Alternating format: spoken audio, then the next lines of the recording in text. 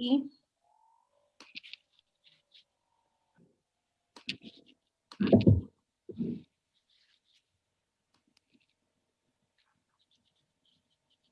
vamos al cuestionario. Resuelto. Muy bien. Entonces, ayer empezamos a ver la teoría del alcantarillado o el marco teórico de la asignatura de alcantarillado. Entonces, empezamos primero por ver qué es un sistema de alcantarillado, cuáles son los tipos de sistemas, cómo vamos a hacer la elección de un sistema, las partes de que consta un sistema de alcantarillado, ¿verdad? Y nos quedamos ahí, ¿verdad, jóvenes? Sí, profesora. Bueno, bien. Entonces, vamos a reafirmar estos conocimientos para que todo mundo los tenga muy claros. Por ejemplo, a ver, me puede decir Martínez Pérez, ¿qué es para ti un sistema de alcantarillado?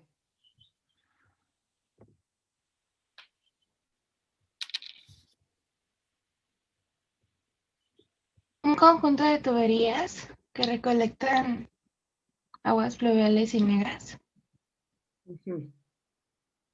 Un conjunto de tuberías que recolectan agua. Muy bien.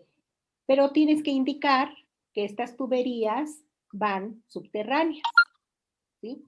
Entonces, un conjunto de tuberías generalmente subterráneas o subterráneas que se encargan de recolectar las aguas negras y las aguas pluviales. Así puede ser simplemente una explicación de qué es un sistema de alcantarillado, ¿sí? Entonces, la palabra ahí fundamental es subterráneas, ¿entendido? Ahora vamos con cuáles son los tipos de estos sistemas de alcantarillado y qué tipo de aguas es el que recolecta cada uno de ellos. Por ejemplo, a ver, Recendis. Sabemos que hay 3 tipos de sistemas de alcantarillado. El primero, ¿cuál es? Recendis, ¿verdad? Recendis. Recendis Trejo. Pues hay para aguas negras, aguas pluviales y un sistema combinado. Muy bien. El primero, que es para aguas negras, ¿qué tipo de aguas es las que recolecta ese sistema? ¿De qué tipo son esas aguas? Pues las que usamos, pues las que usa la sociedad, ¿no? Y se van a los drenajes del Pero gobierno. esas aguas son domésticas, ¿verdad? Entonces, el Sí. tipo de aguas que recolecta son las domésticas y también hay otras que recolecta que son las ¿Industriales? industriales. Claro que las industriales siempre con un previo tratamiento. Antes de que la saquen de la industria, ahí dentro le tendrán que hacer un tratamiento para que no nos vayan a quitar porque si no le hacen el tratamiento y la mandan con los químicos, nos va a afectar esas aguas en la planta de tratamiento. Entonces tiene que ser con un previo tratamiento, quitándole todos los químicos nocivos, ¿verdad? Ahora, el pluvial Gómez Díaz, ¿qué tipo de aguas es el que va a captar el sistema de aguas pluviales? Son aguas de lluvia y... Pues nada más, las aguas de lluvia. Es lo único que se encarga. No va a captar ni aguas negras ni nada. Las aguas lluvias, ¿verdad? Que van a venir de la atmósfera. Eso es lo que va a captar en las aguas, el sistema de aguas pluviales. Y el combinado, ¿verdad? Que ese ya está en desuso, pero que aquí en la Ciudad de México está. A ver, Paidón. ¿No está? Escamilla Chávez. Aquí. Muy bien. Pues el combinado, como su nombre lo dice, va a llevar ambas aguas, lo que es las aguas negras, que vienen siendo las residenciales, y las aguas pluviales. Muy bien. Nada más que leyendo que está en desuso porque suele ser más costoso, ya que el diámetro se tiene que incrementar. Y además de que es más costoso, pues no cumple con que nosotros tenemos que aprovechar ambas aguas, ¿verdad? Que se vierten del alcantarillado, las aguas negras y las aguas pluviales. Y lo que estamos haciendo ahí es prácticamente ensuciando las aguas pluviales. Y además que es muy costoso porque son diámetros muy grandes. Entonces, solamente actualmente se están nada más pidiendo que se realicen dos tipos de proyectos, aguas negras y aguas pluviales. Aquí el sistema combinado es el que tiene la Ciudad de México y ni modo, no nos podemos deshacer de ese sistema. Ya está, pero ya no es conveniente realizar ningún proyecto por sistema combinado. No podemos combinar las aguas negras y las aguas pluviales, ¿verdad? Muy bien. Vamos a ver entonces, si ustedes tienen que elegir un sistema de alcantarillado a una población que no tiene alcantarillado, ¿cuál sería el primer sistema que se tendría que elegir y por qué? A ver, Beltrán.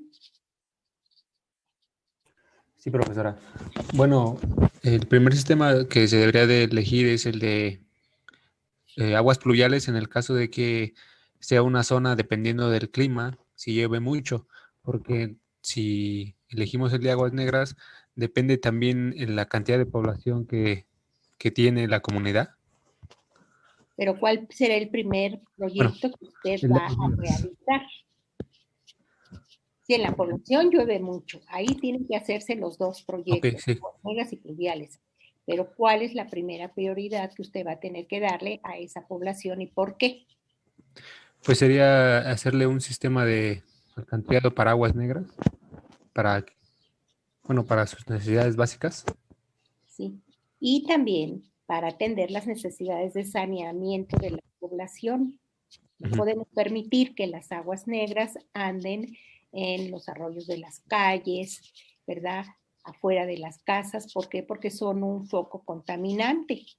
Entonces, de acuerdo a cómo se tiene que dar la prioridad, es primero dar saneamiento. Y el saneamiento lo vamos a llevar a cabo, ¿verdad? Desarrollando un proyecto de aguas negras. Eso quiere decir que vamos primero a desalojar las aguas negras y posteriormente, si vamos a evitar las inundaciones, tendremos que hacer un proyecto pluvial.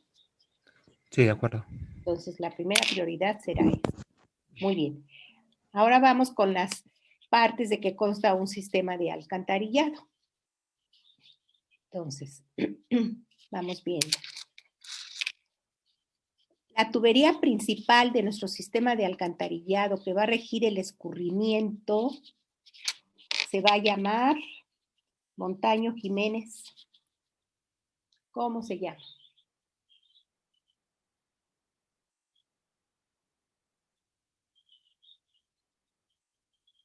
¿No está?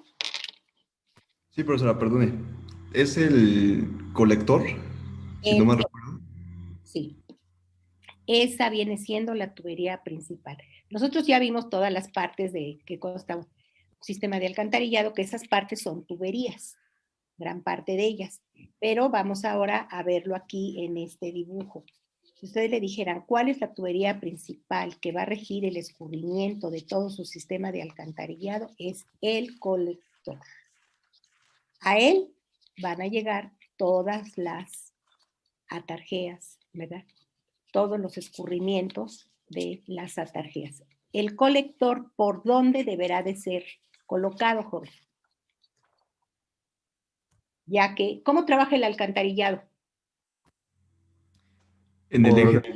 Perdón. ¿Por gravedad? Por gravedad. Como trabaja por gravedad, entonces el colector lo vamos a localizar ¿en dónde? La cota más baja. Población. En las cotas más bajas de la población. Ahora que si las cotas más bajas de la población coinciden con las partes más bajas, pues muy bien. Pero en las cotas más bajas localizamos el colector. Una vez que ya tenemos entonces este colector, vamos a hacer el trazo de las atarjeas. Vamos a ver, las atarjeas, ¿de qué diámetro tienen que ser? De 20 centímetros. De 20 centímetros. Las atarjeas reciben las aportaciones ¿de quién? De todas las descargas Las domiciliarias. descargas domiciliarias. ¿Las descargas domiciliarias de qué diámetro? 15 centímetros. 15 centímetros. 15 centímetros las descargas domiciliarias. Entonces, las atarjeas reciben las descargas domiciliarias. Posteriormente, ¿verdad? Que ya tenemos nosotros las atarjeas, hay otras tuberías que son auxiliares a nuestro proyecto cuando la población es muy grande y se llaman Subcolectores. subcolectores. Muy bien. El subcolector recibe las aportaciones ¿de quién? De las atarjeas. De las atarjeas. De las De las atarjeas. atarjeas y de las descargas domiciliarias. ¿Sí? Entonces, vean aquí. El subcolector está recibiendo las aportaciones de las atarjeas y de las descargas domiciliarias. El subcolector, ¿a partir de qué diámetro empieza? De 25 centímetros. A partir de 25 centímetros. Muy bien. Entonces ya tenemos todo esto. Ahora vamos con una tubería que se va a encargar de llevar la totalidad de las aguas negras y esa totalidad de las aguas negras la va a llevar hacia una planta de tratamiento y se llama Emisor. el emisor. Ya no va a recibir ninguna aportación porque ya lleva toda la totalidad de las aguas negras, todo lo que nos va del último tramo del colector hacia el lugar donde vamos a asignar la planta de tratamiento. Ese va a ser esa tubería, se va a llamar emisor. Bien. Y ahora vamos a seguir con el tema de las estructuras conexas. Bien, entonces en las estructuras conexas son los pozos de visita común y los pozos de visita especial. Entonces, ¿no hay ninguna duda de lo que estamos ahorita, que hemos referido, jóvenes? No, profesora. Todos esos conocimientos los deben de tener súper claros porque cuando yo empiece a hacer el proyecto, yo ya no voy a dar ninguna explicación de qué tiene cada tubería ni qué hace nada, no. Yo voy a decir el colector lo van a colocar aquí, en las atarjeas va a ser así, los pozos de visita y ustedes ya tienen que saber qué función desempeña cada parte del proyecto. Entonces necesitamos que los pozos de visita estén en los cruceros de las calles, cambio de dirección, cambio de pendiente, vean aquí hay un pozo de visita y también lo tenemos que localizar, este pozo de visita, cuando la longitud máxima entre pozo y pozo donde está la tarjea sea mayor de 125 metros, tendré que poner un pozo intermedio. ¿Por qué? Porque los pozos de visita tienen dos funciones muy importantes que cumplir. La primera es de dar ventilación a los conductos para que no se acumulen los gases producidos por las aguas residuales, que son el gas metano, el ácido sulfúrico. Y también para facilitar las maniobras de la limpieza de toda la red. Entonces, el alcantarillado, cuando nosotros lo construyamos, posteriormente se le va a tener que dar una operación y limpieza porque en las tuberías vamos nosotros a tener sedimentación de los sólidos que hay aquí en las aguas, ¿sí? Entonces, esa sedimentación que hay aquí en las tuberías va a tener que quitarse para que el tubo vuelva a recobrar toda su capacidad, si no, no va a trabajar correctamente. Entonces, se tiene que hacer la operación y mantenimiento. ¿Y por dónde? Por los pozos de visita, que son estructuras troncocónicas hechas de tabique, ¿sí? Imagínense un cono, pero truncado en la parte de arriba, en lugar de que termine con un pico, que termine así con una raya vertical. Entonces, un tronco cónico. Y este pozo de visita, ¿verdad? Por medio de él se va a abrir la tapa. Claro que la persona que vaya a hacer el mantenimiento y operación debe de llevar todo el equipo disponible, mascarilla, guantes, todo para poderse introducir y meter los equipos de limpieza en las tuberías. Entonces, funciones del pozo de visita, 2. Ventilación, por eso es que los pozos de visita son ranurados, ¿sí? Y la segunda, facilitar, ¿verdad?, la limpieza y operación de la red. Entonces, dos funciones importantes.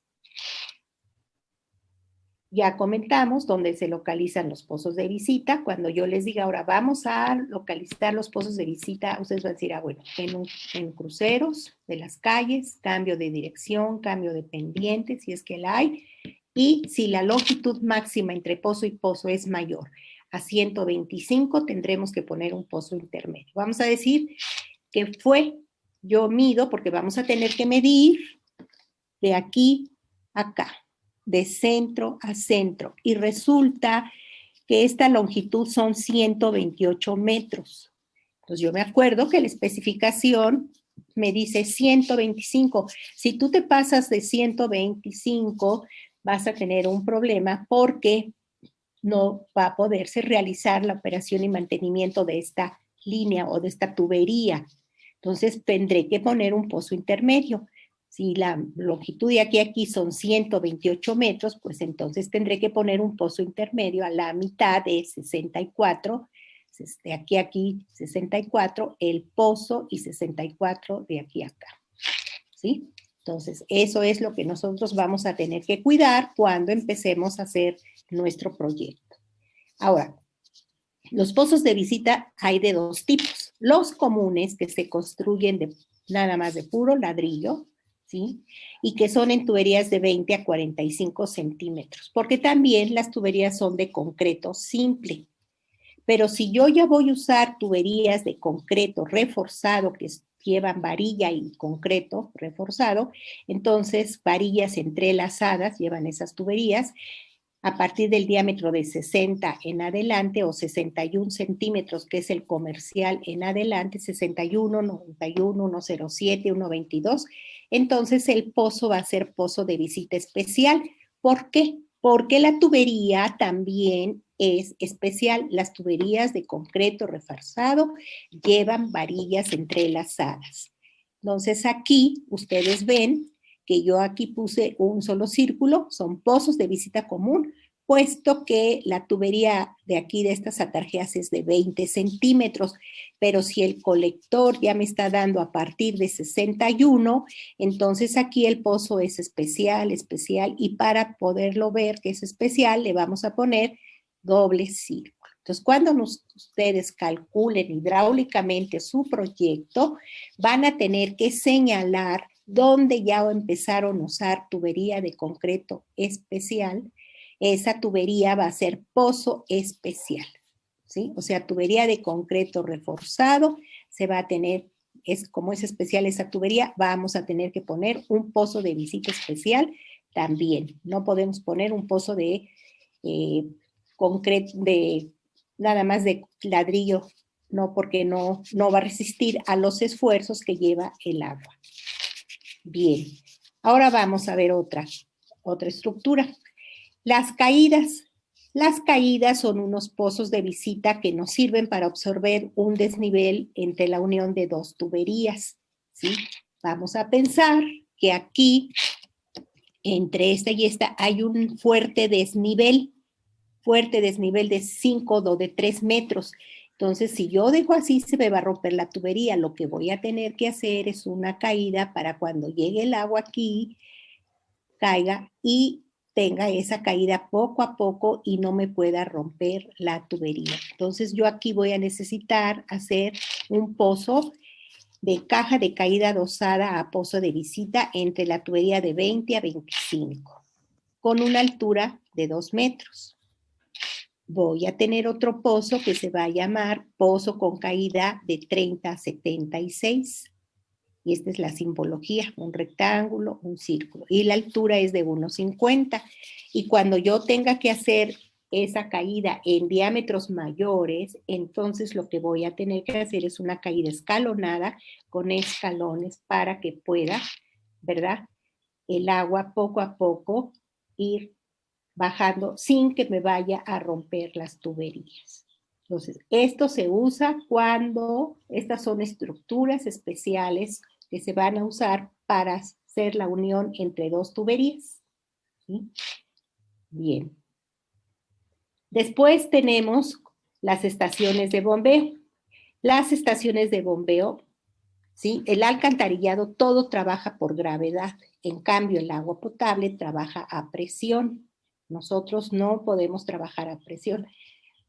Sin embargo, a veces aquí, si nosotros queremos elevar las aguas residuales de una zona a otra zona de la población, por razones topográficas, pues vamos nosotros a tener que integrar, ¿sí?, esas aguas. ¿Y cómo las integramos? Pues vamos a tener que utilizar una estación de bombeo para elevarlas, para que puedan llegar al sitio donde nosotros las requerimos para que se ponga la planta de tratamiento. Otra estructura conexa son los sifones invertidos o puente canal. Estos sifones invertidos nosotros nos sirven para salvar una fuerte depresión. Estos sifones invertidos se utilizaron mucho cuando se hizo la construcción del metro, ¿sí? Estos nos sirvieron para poder salvar esas depresiones que teníamos. Y por último, otras estructuras conexas que nos ayudan son las coladeras pluviales. Y las coladeras pluviales, estas son las que nos van a ayudar para que el agua pueda entrar a la tubería, que es el interceptor, ¿sí?, que son tuberías que se encargan de recolectar las aguas pluviales. Entonces, vamos a necesitar nosotros las coladeras. Si hacemos el proyecto y no le ponemos coladeras, ¿cómo va a entrar el agua? Pues el agua nunca va a entrar, ¿verdad? Entonces necesitamos que el agua entre a las tuberías por medio de las coladeras pluviales. ¿Dudas, jóvenes, de estos conceptos? Yo tengo una duda. Cuando yo les diga, a ver, jóvenes, vamos a colocar en cada centro de la calle los pozos, ya saben dónde tienen que ir. Pero también, como tienen que medir la longitud, van a decir, si aquí hay más de 125, tendré que poner un pozo intermedio. Nada de que diga 125 aquí, y como son 128, 3 metros para acá, no. Se tiene que poner el pozo a la mitad. ¿Sí? Entonces, esas estructuras conexas ayudan, su función es que ayuden a que nuestro alcantarillado trabaje mejor. Bien. Yo Ahora tengo vamos. una duda, profesora. Sí, cómo no, dile. ¿A qué se refiere con salvar depresiones?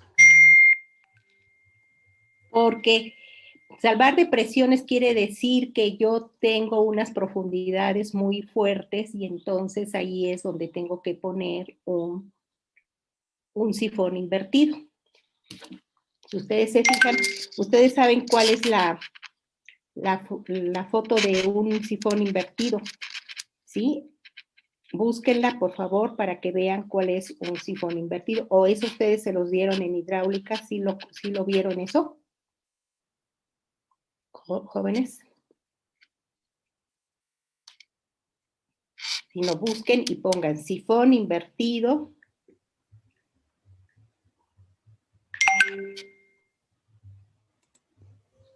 Y ya con eso van a ver ustedes. Ahorita lo buscan para que lo... Sifón.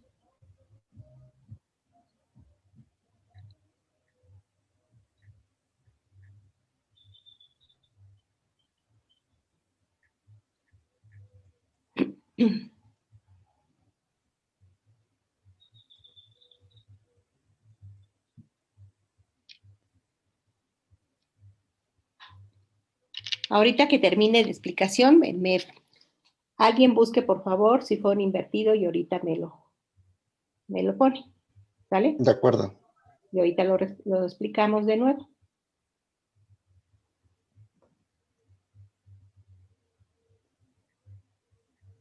Muy bien.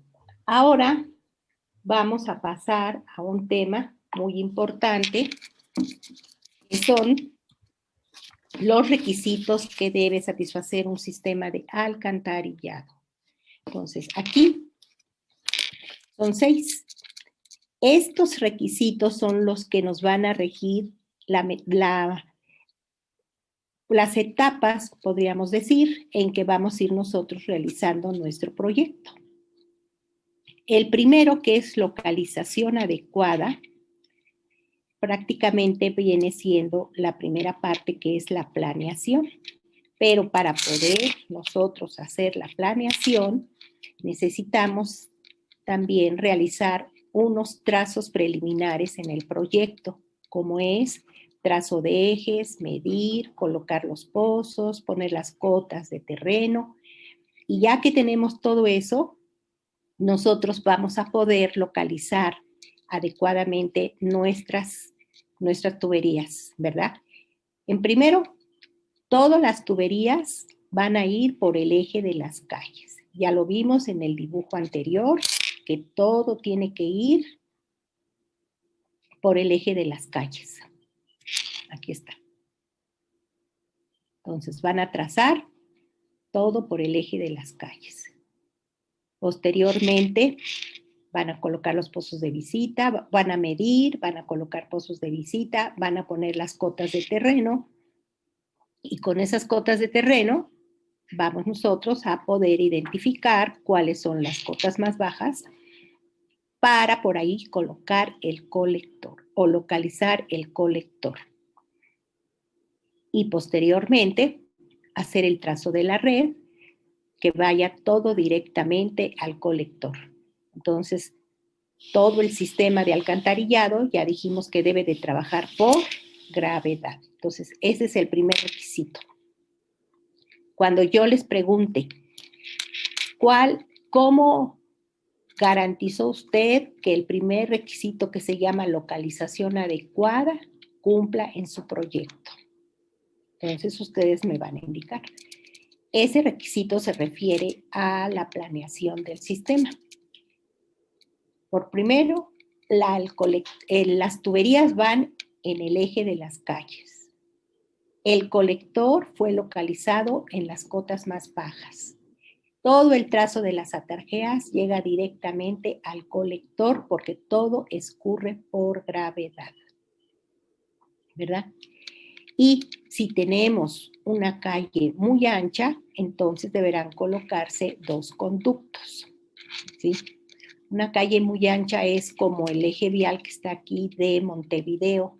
Entonces ahí se tiene que colocar 2 conductos para que las personas que viven en cada acera puedan descargar sus aguas negras. No puedo colocar una sola tubería, ¿verdad? Imagínense nada más, le pasa algo a la tubería y voy a tener que escarbar, quitar la estación del metro, porque por ahí está mi tubería. Sino tengo que ponerla a cada lado, ¿sí? Colocarse a cada lado de esa calle ancha, ¿sí? Entonces no podemos poner una sola tubería, tendrán que ir 2 tuberías paralelas a las aceras. Entonces con eso ustedes han garantizado el primer requisito, que se llama localización adecuada.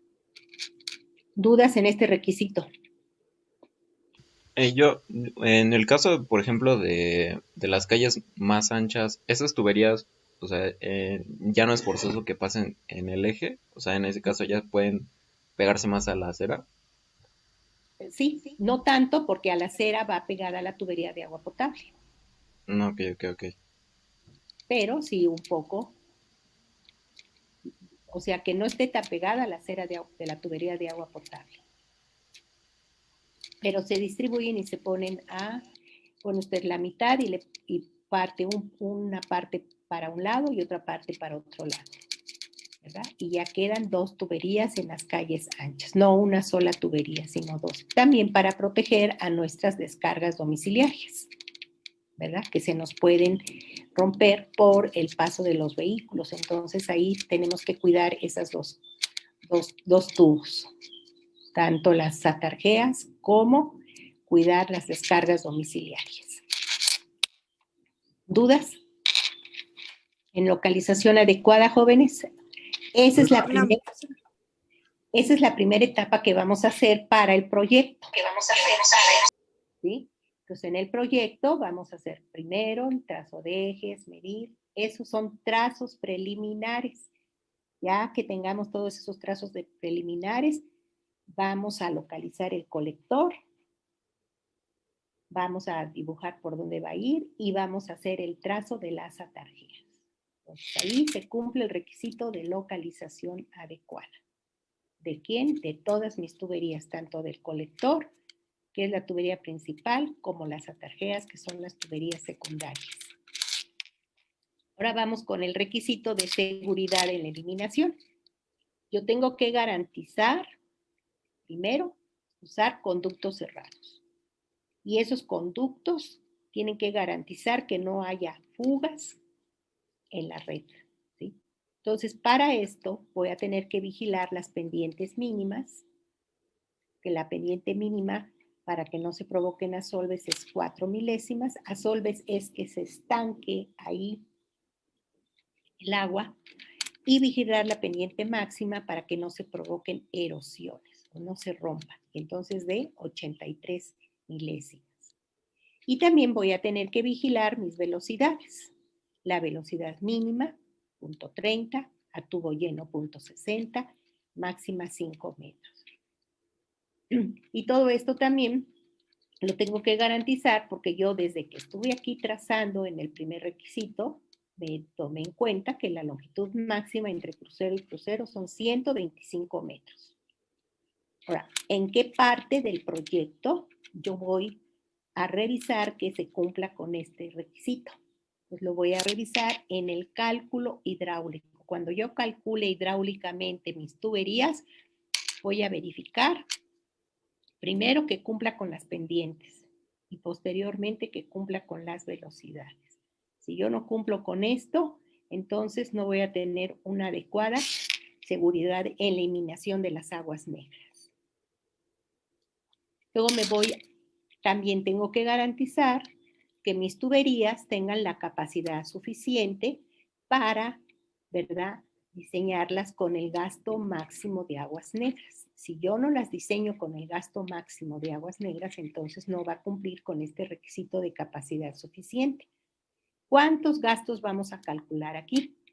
Vamos a calcular el gasto mínimo, el gasto medio, el gasto máximo instantáneo y el gasto máximo extraordinario. Entonces, con el gasto máximo extraordinario, yo voy a garantizar que se cumpla la capacidad suficiente de mi tubería. No con el gasto máximo instantáneo, sino con el último, que es el extraordinario. ¿Y en qué parte del proyecto voy a revisar que se cumpla la capacidad suficiente? En el cálculo hidráulico. Entonces, ahorita estoy recalcándoles esto para cuando nosotros empecemos a hacer el proyecto. Vamos primero a empezar a hacer el proyecto haciendo unos trazos preliminares. Ahí tenemos que ver el requisito de localización adecuada. Posteriormente es el cálculo hidráulico, donde es el diseño de las tuberías, y ahí vamos a tener que revisar el requisito de seguridad en eliminación y el de capacidad suficiente. Luego nos vamos a requisito de resistencia adecuada. De las tuberías nos deben de garantizar que van a resistir los esfuerzos internos y externos. Internos, la fuerza del agua, y externos, el paso de los vehículos. Para lo cual, para poder garantizar esto, necesitamos que en mi proyecto cumpla con la profundidad de instalación apropiada. Yo voy a garantizar que mis tuberías tengan esa profundidad, ¿verdad? Primero para evitar rupturas. Y la segunda para que esté correcta la conexión de las descargas domiciliarias. Y así pueda garantizar este funcionamiento hidráulico. Entonces, este requisito de resistencia adecuada y de profundidad de instalación, aquí es donde yo voy a ver si se cumple todo esto en el cálculo geométrico. Cuando yo haga mi cálculo geométrico, voy a garantizar que se cumplan estos dos requisitos, la profundidad y la resistencia, ¿sí? ¿Cómo voy a garantizar que sea la resistencia? Poniendo la tubería que debe de ser, ¿sí? Una tubería de acuerdo a las características de la población que me lo esté pidiendo. Entonces tendré que ser resistencia adecuada y dando la profundidad de tal manera que cumpla. Lo principal de nuestro proyecto es que las tuberías, tanto las atarjeas como el colector, cumplan con esa profundidad para que puedan hacerse la correcta conexión de las descargas domiciliarias, porque si no se conectan las descargas domiciliarias a esas tuberías, pues ¿cómo va a entrar el agua a las tuberías? Si tiene que entrar el agua, las aguas residuales entran a través de las descargas domiciliarias o al bañales exteriores. ¿Sí? Entonces aquí es el cálculo geométrico. Y por último tenemos la facilidad de limpieza e inspección, que estos ya tenemos que si no le damos una adecuada limpieza e inspección a nuestro sistema una vez que ya está terminado y que está funcionando, entonces los sedimentos que son sólidos sedimentables, que llevan esas aguas negras, se adhieren a las paredes de los conductos. Entonces no podemos nosotros, ¿verdad?, permitir que se adhieren porque si no, no va a trabajar a su capacidad suficiente el alcantarillado. Por lo tanto, tenemos que inspeccionar esas tuberías y hacer una limpieza que consiste en desasolvar periódicamente la red para que así nosotros garanticemos todo el funcionamiento hidráulico tanto de los pozos de visita como de las tuberías. Y esta facilidad de limpieza e inspección es muy importante y quien va a tener aquí mucho que ver va a ser que yo haya respetado la especificación que la longitud máxima entre pozo y pozo sean 125 metros. Yo respeté esa especificación, mis equipos de limpieza no van a tener ningún problema para poder cubrir toda esta operación y mantenimiento. Entonces, si ustedes se fijan, jóvenes, que acabamos de ver de los requisitos, prácticamente son las partes en que se lleva a cabo el proyecto. Una vez que tenemos todos los datos de la población, datos generales, topográficos, todo eso ya lo conocemos, entonces tenemos que empezar a hacer unos trazos preliminares para poder, ¿verdad?, llevar a cabo la localización adecuada de nuestras tuberías, prácticamente del colector y de las atarjeas. Y esto es la planeación del sistema. Luego, la seguridad de eliminación y la capacidad suficiente es el cálculo hidráulico.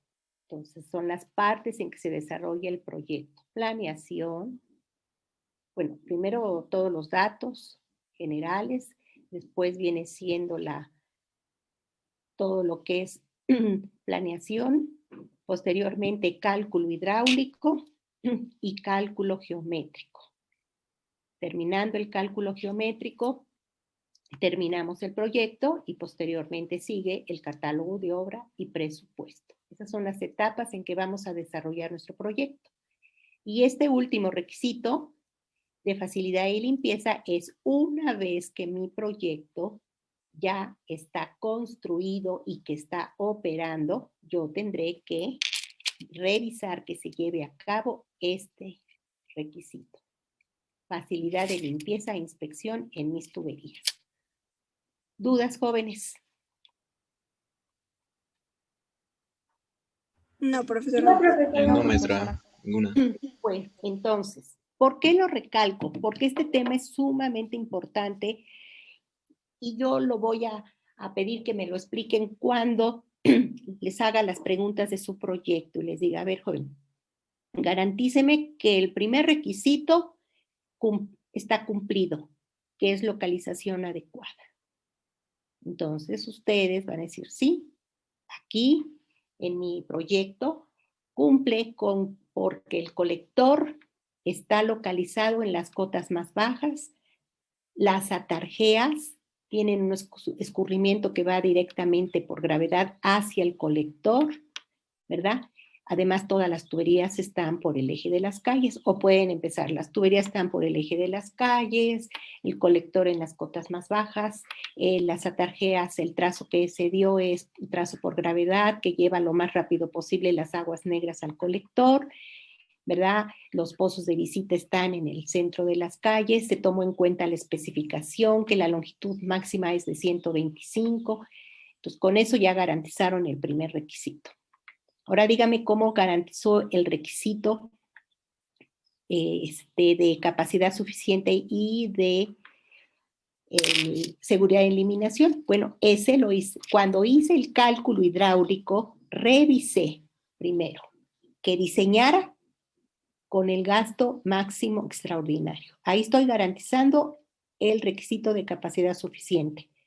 Y posteriormente, ¿verdad? Revisé que mis tuberías cumplieran con las especificaciones de las velocidades y las pendientes, y todas cumplen con esas velocidades mínimas. Por lo tanto, el proyecto está en esa fase está correcto, cumple con todo. ¿Y dónde lo vio? Aquí, en el cálculo hidráulico. Y entonces ahí vamos a hacer hincapié cuando estemos en el cálculo hidráulico. Vamos a ir señalando cada etapa a ver si cumple con estos requisitos.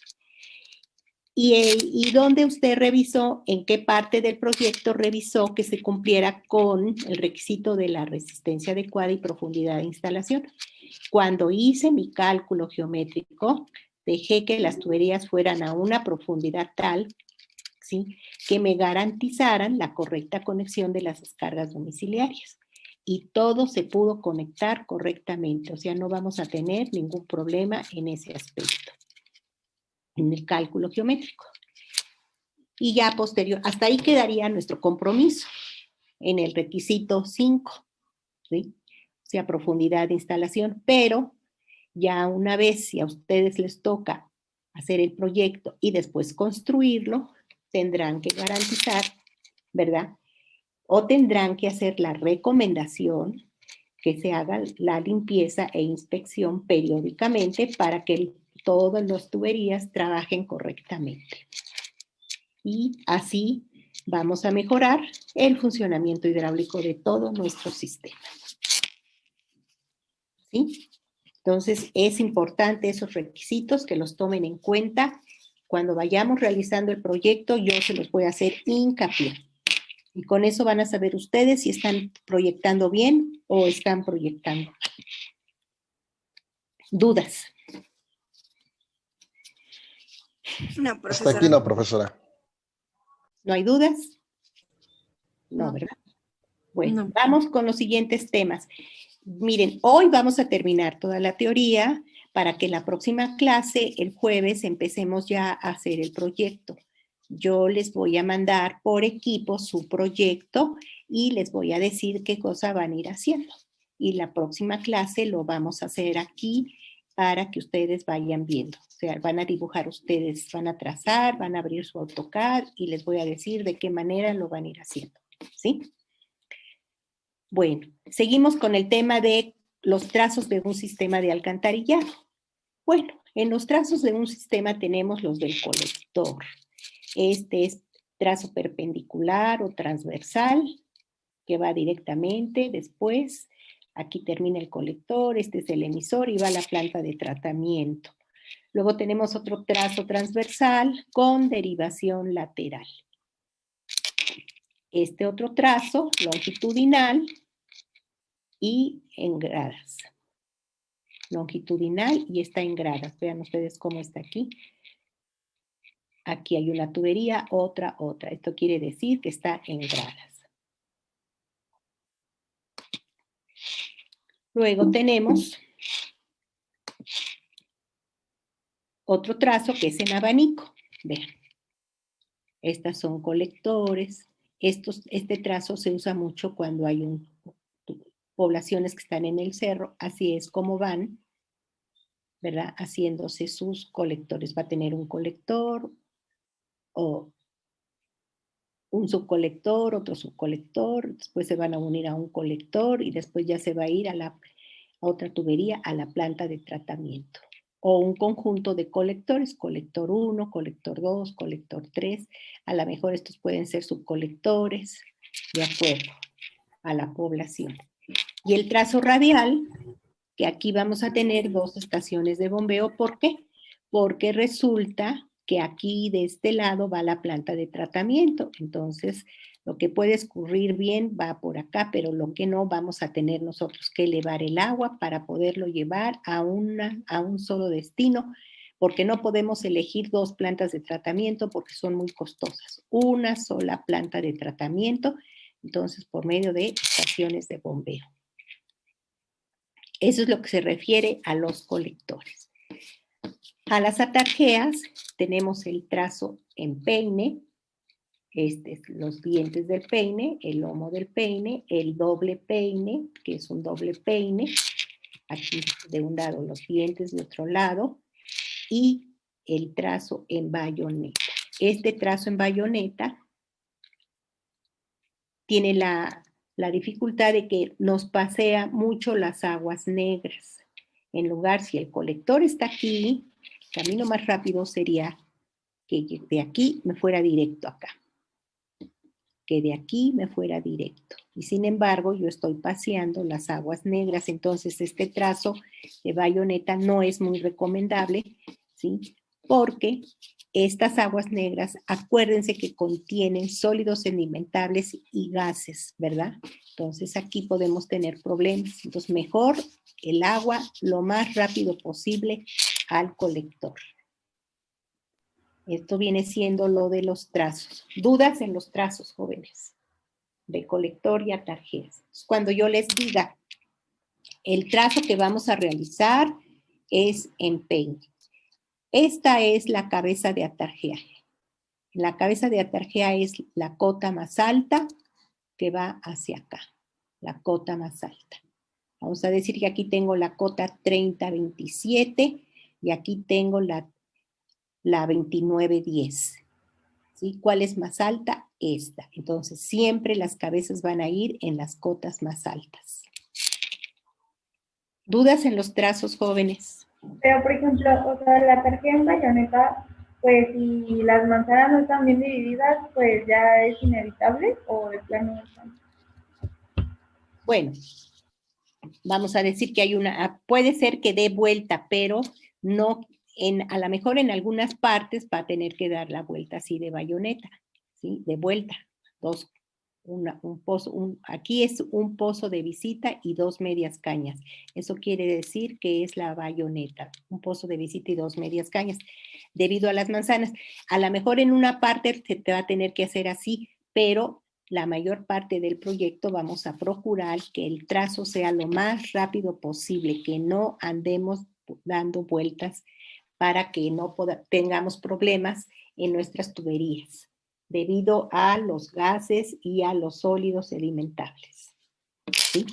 Entonces, vamos a tratar de que el trazo sea lo más rápido posible. Ahora, si no hay más que darle una vuelta, pues le damos una vueltecita, no pasa nada.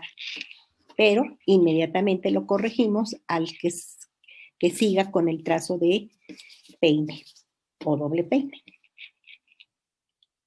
¿Dudas? Muy bien. Ahora vamos a ver las clases de tuberías. Aquí en las clases de tuberías tenemos las tuberías de concreto simple, que son las más económicas y las que se usan mucho en las construcciones de las redes de alcantarillado, y su diámetro son 15, 20, 25, 30, 38 y 45.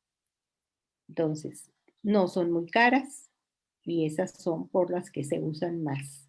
Ahora ya hay tuberías de concreto ecológicas. Todas estas tuberías ya son ecológicas. Ya los dueños de las fábricas que hacen estas tuberías ya pusieron que para que no tengan tanto problema de que esas tuberías no cumplen con los requisitos, que no están bien hechas, ya les pusieron que son ecológicas, ¿sí? Entonces ya tenemos ese nuevo descubrimiento que las tuberías son ecológicas. Luego tenemos las siguientes tuberías que son de concreto reforzado. Son un poco más caras y estas ¿De qué se diferencian de las de concreto simple? Pues porque llevan juntas entrelazadas de varilla y resisten fuertes presiones de trabajo. Entonces, estas tienen varilla, las de concreto simple no tienen varilla. Y los diámetros son de 61, 76, 91, 107, 122, 152, 183, 213 y 244.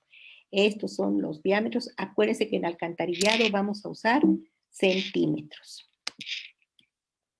Posteriormente, antiguamente, hace mucho tiempo se utilizaron tuberías de barro vitrificado. Eran muy caras, pero pues sí se llegaron a utilizar.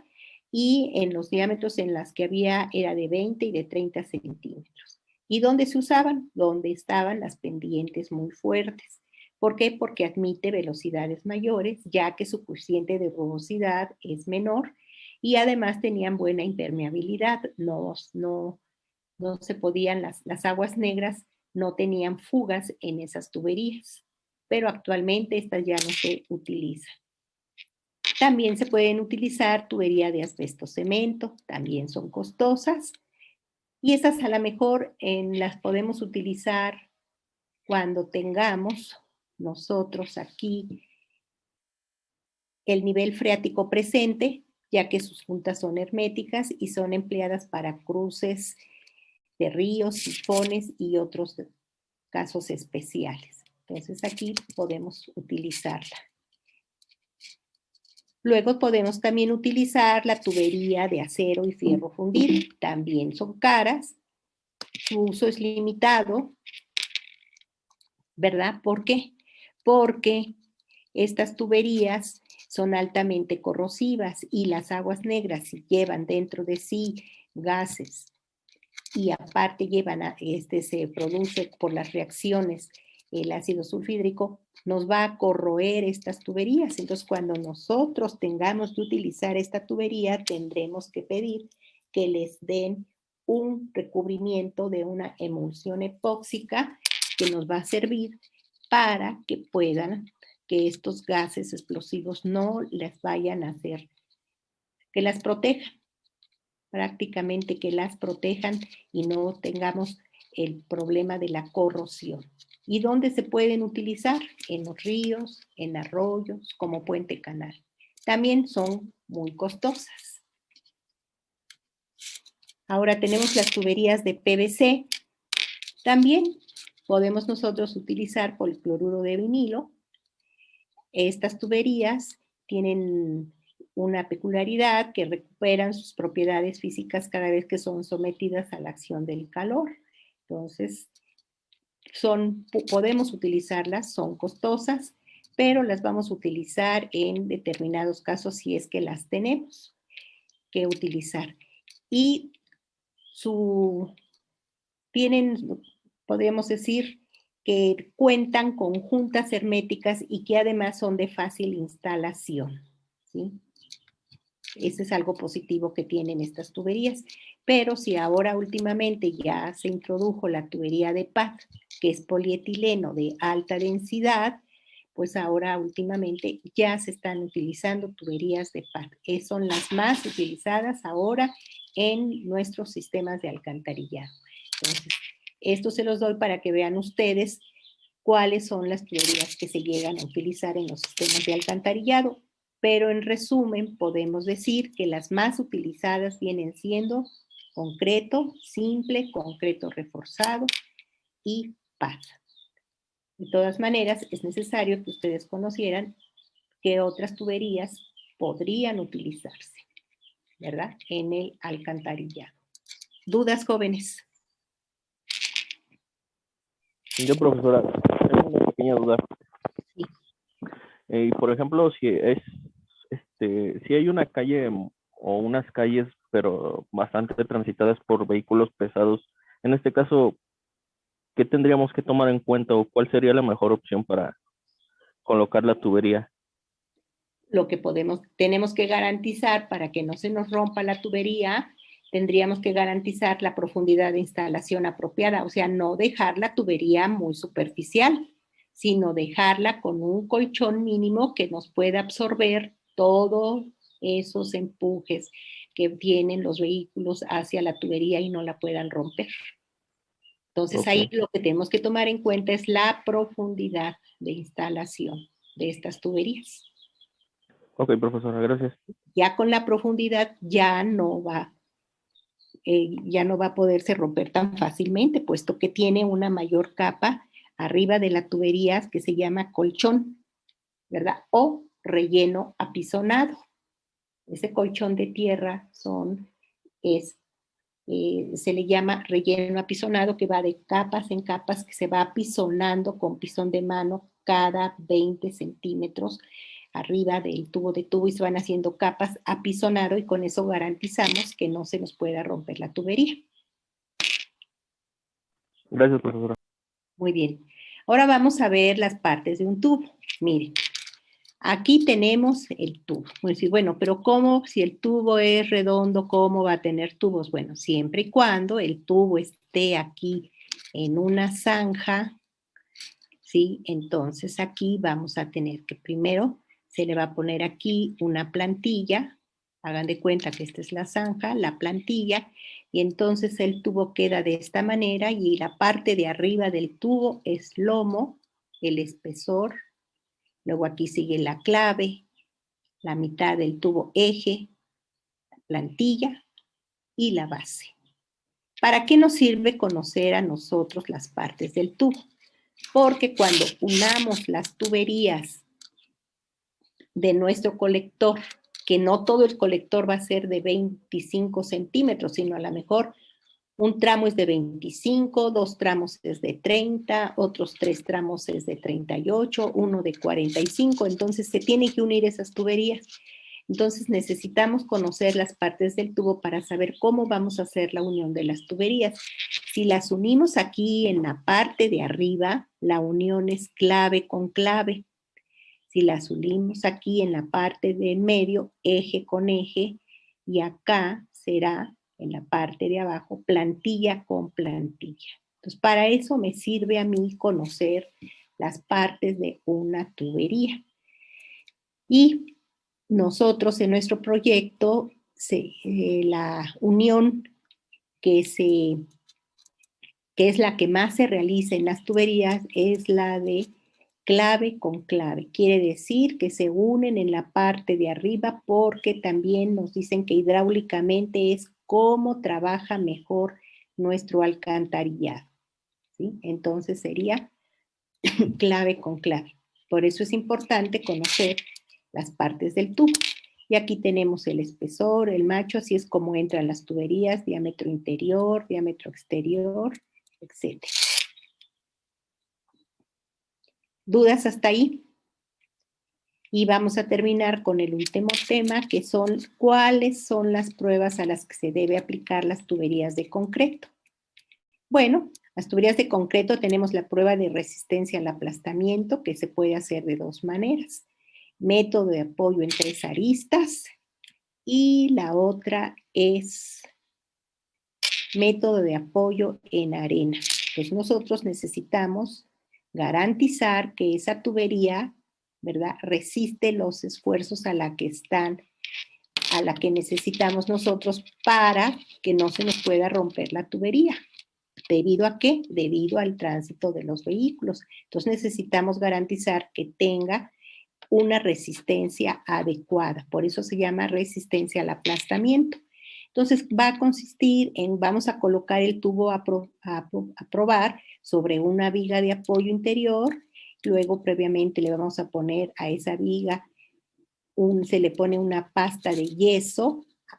Como se hace es, aquí les voy a poner el dibujo para que lo vean. Aquí está. Tenemos una viga, ¿verdad? Aquí tenemos otra, el tubo va a ir en medio, la campana va a ir afuera, y entonces a la viga es a la que se le puso el yeso. Cuando ya el yeso ya esté, ponemos el tubo, y esto se hace con el fin de que el apoyo sea homogéneo entre las 2 tiras del tubo, ¿sí?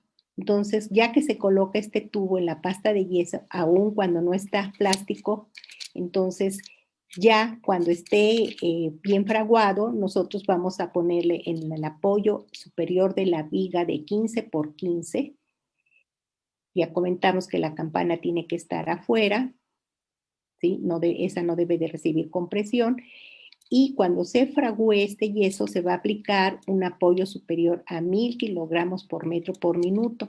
Y para esto vamos a necesitar calibrar los instrumentos a los que se va a probar. Entonces aquí está, vamos aquí a aplicar en medio una presión y vamos a ir viendo a qué presión se rompió. Los tubos de 15, se le tiene que hacer a todos los tubos, ¿sí? Se pone más o menos el 3% de la muestra, de las muestras de tubo, de ahí se escogen 5 o 6 tubos y se aplica fuerza aquí para ver, y el tubo se tiene que romper y nosotros lo vamos a revisar de acuerdo a unas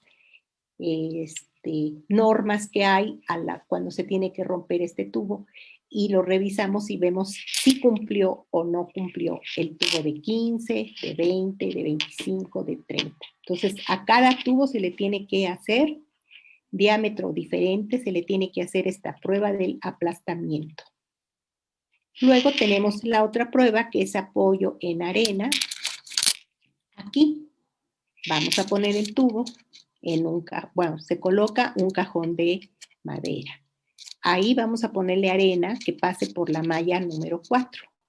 Luego vamos a colocar el tubo apoyándolo a 90 grados y se va a colocar una placa metálica aquí para distribuir la carga uniformemente y se empieza a aplicar de nuevo la carga, 1000 kilogramos. Y vemos a qué carga se rompió el tubo y revisamos si cumple con las especificaciones a las que se tiene que romper ese tubo, ¿sí? Entonces, eso es cómo se va haciendo esta prueba al aplastamiento. Si vemos que esos tubos no cumplen, entonces imagínense nada más qué va a pasar. Pues que no va a cumplir con la profundidad de instalación apropiada. Se me va a romper el tubo porque esa prueba no la pasaron. Entonces vamos a tener que rechazar el lote y volver a pedir otros tubos y volver a hacerles la prueba. Esto es para cuando nosotros ya estamos construyendo la obra de alcantarillado, ¿sí? Aunque nos digan, no, sí, todos nuestros tubos están probados. Pues, ¿cómo vamos a saber qué tal si nos dieron un lote de tubos que tenían ahí acumulados y que no servían? Y dijeron, pues estos que se vayan allá a la obra. ¿Y qué tal si esos tubos no cumplen con esas especificaciones? Y cuando nos tengan que revisar la obra a ver si está bien hecha, resulta que no cumplieron con esas especificaciones. Y eso ahorita lo vamos a ver dónde se tiene que revisar. Luego tenemos la prueba de la absorción. Vamos a ver esos tubos si cumplen con esta prueba de la absorción. Porque nosotros, ¿verdad? Si no cumplen, quiere decir que van a estar absorbiendo agua. A lo mejor tenemos el manto freático por ahí y se nos va a estar introduciendo agua. Si ya tenemos las aguas residuales más agua del manto freático, entonces la tubería pues ya no va a cumplir con la capacidad diseñada. Yo la diseñé para los gastos de aguas negras y resulta que está absorbiendo agua. Entonces la tubería no es la adecuada. Entonces yo voy a tener que hacer la prueba de absorción para garantizar que cumpla con esta prueba, que no absorba más agua de la que ya tiene dentro de sí, ¿sí? Entonces, ¿qué hacemos? Una vez que todas estas muestras fueron probadas a la prueba del aplastamiento, quedaron por allí unos pedazos de tubo. Entonces vamos nosotros a recoger estos pedazos de tubo de los diámetros de 15, los ponemos en un lado, los de 20, los de 25, todos esos pedacitos de tubo y vemos que estén libres de grietas, raspaduras o bordes que no estén astillados. Ya que tenemos esos tubos, los vamos a marcar con un plumón y le ponemos estos pedacitos, 3, 4 pedacitos o 5 son de los tubos de 15, estos los de 20. Y los marcamos y los vamos a meter a que se sequen en un horno 24 horas a 100 grados centígrados. Y vamos a obtener el peso seco. Quiere decir que si yo los puse a las 8 de la mañana, al día siguiente a las 8 de la mañana tengo que sacarlos y obtener su peso seco, los peso. Después, todos esos tubos que ya hice esa prueba que obtuve su peso seco, los voy a meter en un recipiente, ¿verdad?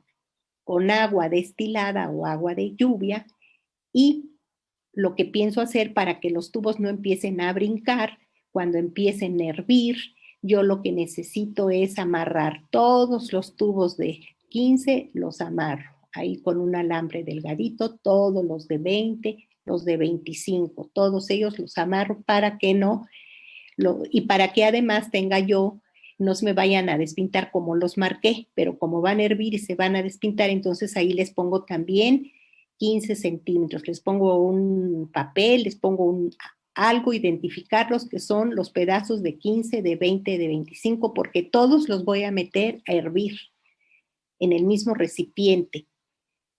¿Hasta cuánto tiempo? 5 horas. Ya que dejaron de hervir 5 horas, tomo el tiempo, los voy a sacar, los voy a enfriar, ¿verdad? Y ya que pueda yo meter la mano, ir sacando poco a poco cada fragmento de tubo, lo que voy a hacer es que voy a obtener su peso saturado. Los vuelvo a pesar.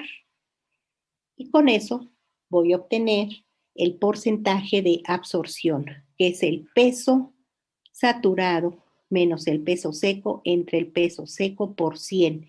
Entonces ya obtuve esa cantidad de absorción de agua, y para yo saber si la muestra que elegí está correcta, la cantidad de agua absorbida no deberá de exceder el 9% del peso inicial de la muestra seca, ¿sí? Entonces, con eso yo voy a garantizar que mi tubería no va a estar absorbiendo agua. ¿Dudas en esa prueba, jóvenes? No. Hasta ahorita no, profesora. No se me duerman. Luego la prueba de permeabilidad.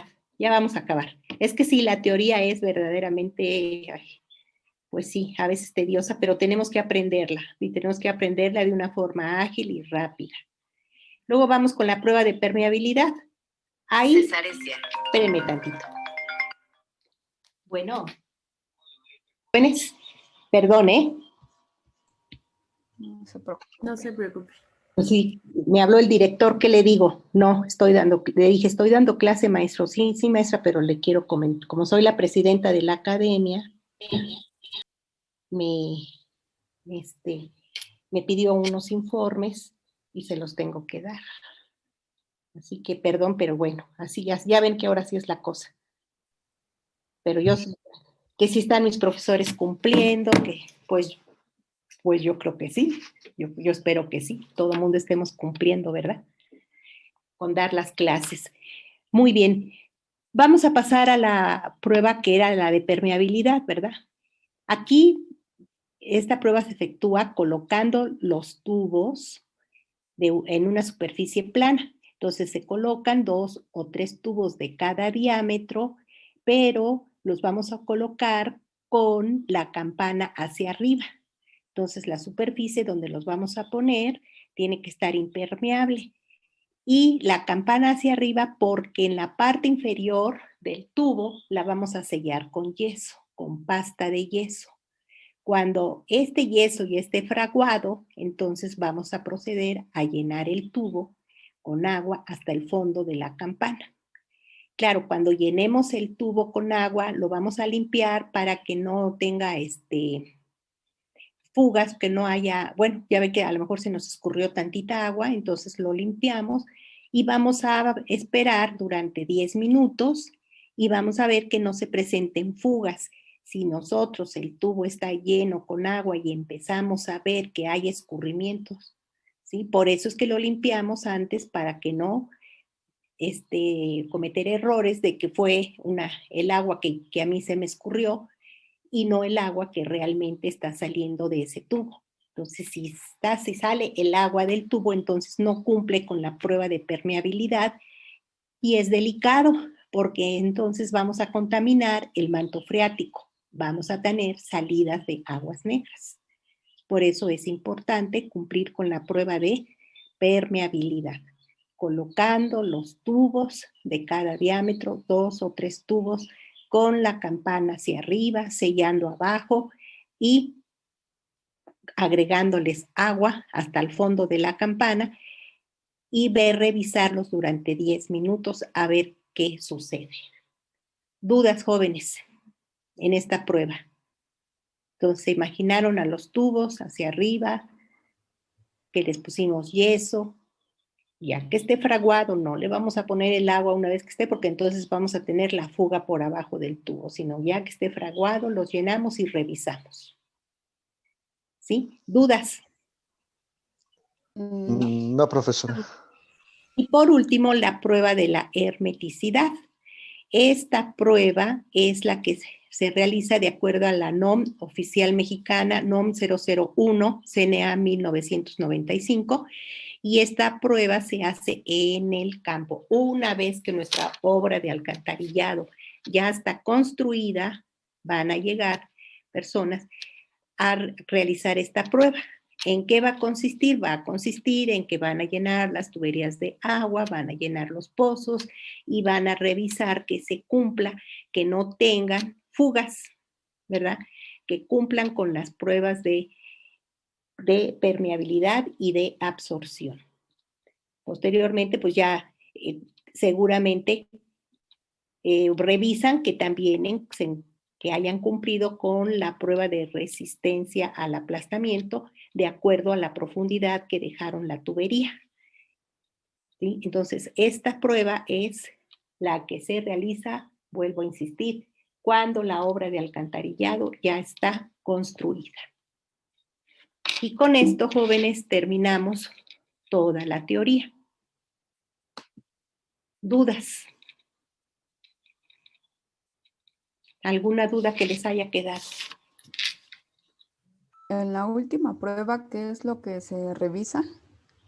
Se revisa, llenan las tuberías de agua y llenan los pozos de agua. Y se revisa que no tenga fugas, ¿sí? Y que cumpla con, primero, la hermeticidad y la estanquidad, que las tuberías no empiecen a moverse por el agua que las están llenando, ¿sí? Entonces, ahí, y si cumplen con eso, quiere decir que nosotros revisamos que nuestras tuberías cumplieran con las otras pruebas que se hizo. ¿Cuáles fueron? La prueba de absorción y la prueba de permeabilidad. Entonces, si cumplieron con eso, cuando lleguen a nuestra obra de alcantarillado, va a cumplir con las otras pruebas. Dijo que esa prueba se hace en campo, ¿verdad? En campo, sí. Una vez que la obra ya está construida, nos dicen, no vayan a cerrar sus zanjas, ¿sí? Que las zanjas en varios tramos queden abiertas porque ahí vamos a hacer las pruebas de la hermeticidad y estanquidad. Esa prueba es obligatoria para ver si el alcantarillado está bien construido y las tuberías cumplen con esas especificaciones. ¿Sí? ¿Dudas, jóvenes? Entonces, miren, ya con esto vimos toda la teoría. Ahorita les voy de nuevo a compartir y les voy a decir qué vamos a hacer. Ya una vez que vimos esta teoría.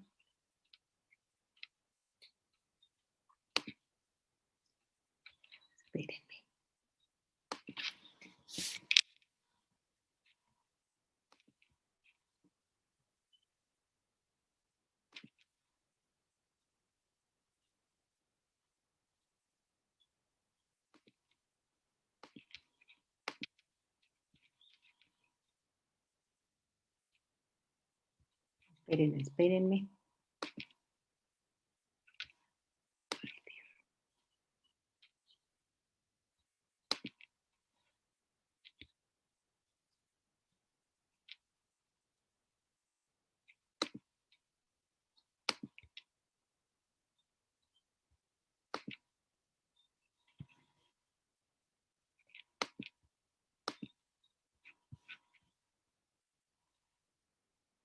Déjenme buscar tantito lo que tengo que enseñarles. Espérenme tantito.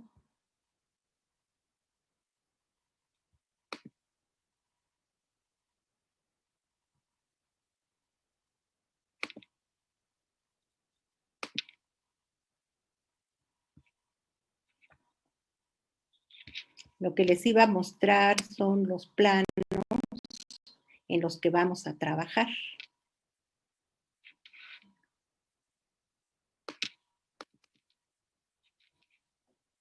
Bien.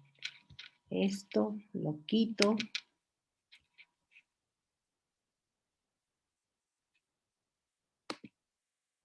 Y hasta aquí. Ya lo vi. Ahorita se los muestro. Espérenme tantito. Muy bien. Aquí les voy a mostrar qué vamos a hacer.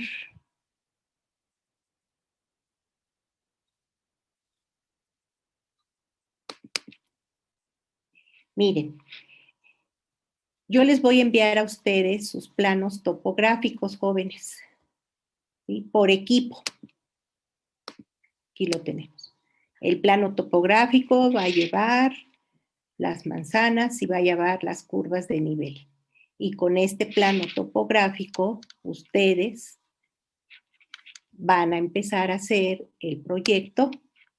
Entonces, el plano topográfico. Posterior de este plano topográfico,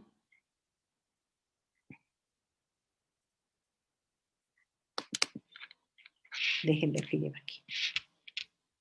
Vamos a empezar a hacer la memoria de cálculo y esto es lo que vamos a primero.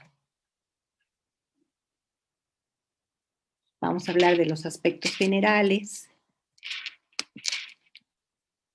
y lo primero que vamos a hacer es trazo de ejes, medir, pozos de visita. Esa es la primera actividad. Posteriormente vamos a poner las cotas de terreno en cada crucero de las calles y luego vamos a hacer la planeación y trazo de la red. Profesora, disculpe, ¿está con un archivo abierto?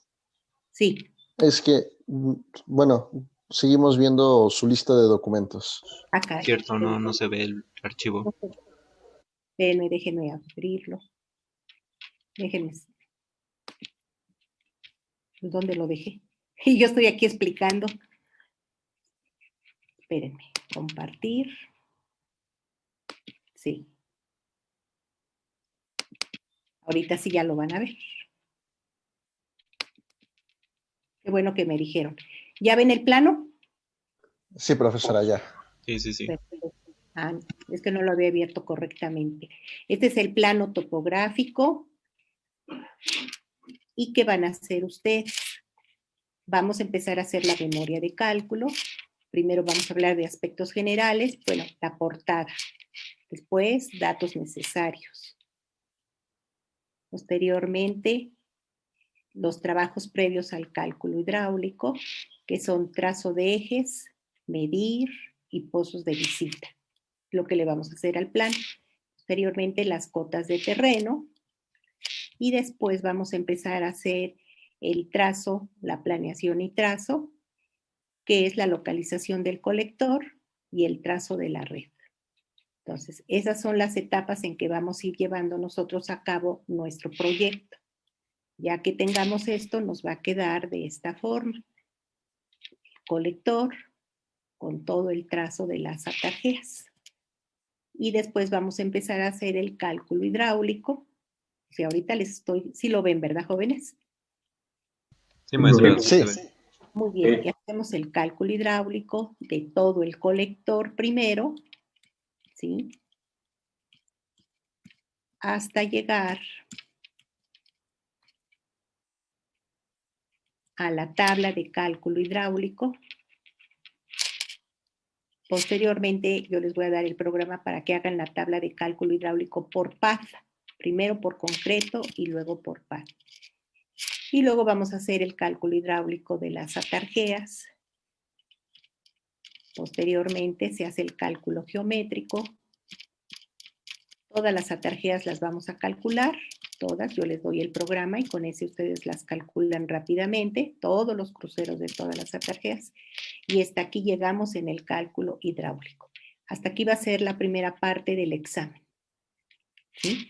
Entonces, esto se los voy a enviar para que ustedes tengan de qué manera vamos a iniciar el curso. Entonces, ustedes aquí van a hacer una portada, van a poner proyecto separado Aguas Negras, el nombre, los alumnos de ese equipo, y quiero por favor que me pongan aquí en el encabezado arriba, proyecto separado Aguas Negras. Abajo, sus nombres, el grupo y el semestre, que es, ¿verdad? Febrero, ¿verdad? Febrero, junio. Me ponen el semestre 2021. ¿Le podríamos poner el 2021-1? Guión 2. ¿Es guión 2? Bueno, guión 2. Sí, ahorita estamos en el 2021-2. El semestre pasado era el 2021-1 y este es el 2021-2. Y entonces van a empezar a escribir todo esto y en el plano vamos a ir haciendo estas actividades y ustedes van a hacer un dibujito de 3 manzanas por 3 hasta acá. Posteriormente que tengamos eso, empezamos a hacer el cálculo de todo el colector. Entonces, de esta manera vamos a trabajar. Y empezando por el plano topográfico, que yo se los voy a enviar. Se los voy a enviar a los 2 correos, ¿verdad, jóvenes? Para que lo tengan los 2. Por ejemplo, Arellano y Beltrán, Calderón y Cruz, el plano 2, Escamilla y Flores el 3, Gómez, Hernández, y el equipo 13 es Martínez, Dionisio y Ortega Vázquez. Equipo 13, que se acaba usted de introducir a la clase joven, Martínez, Dionisio y Ortega Vázquez, es el equipo 3. Ok, profesora. Entendido, ¿Sí? profesora. Para que se ponga de acuerdo con su compañero. Quiero, por favor, que los 2 se pongan de acuerdo, los 2 trabajen para que puedan ustedes, ¿verdad?, llevar a cabo esta asignatura a un buen término. ¿Y cuál es ese buen término? Ustedes aprobar la asignatura. ¿Sí? Dudas, jóvenes, de cómo vamos a trabajar. Entonces ya la próxima clase yo les voy a enviar los planos, se los voy a enviar si puedo hoy o mañana, para que ustedes ya tengan los planos y mientras les voy a ir enviando de qué manera se va a ir haciendo la memoria de cálculo. Cada uno de ustedes tiene que tener su memoria de cálculo, porque al final el examen es individual y también el de este primer parcial, el examen es individual. ¿Sí? Ahí me voy a dar cuenta quién trabajó, quién no trabajó. ¿Sí? Entonces, ¿dudas, jóvenes? No, ninguna. ¿Ninguna? Por el momento no.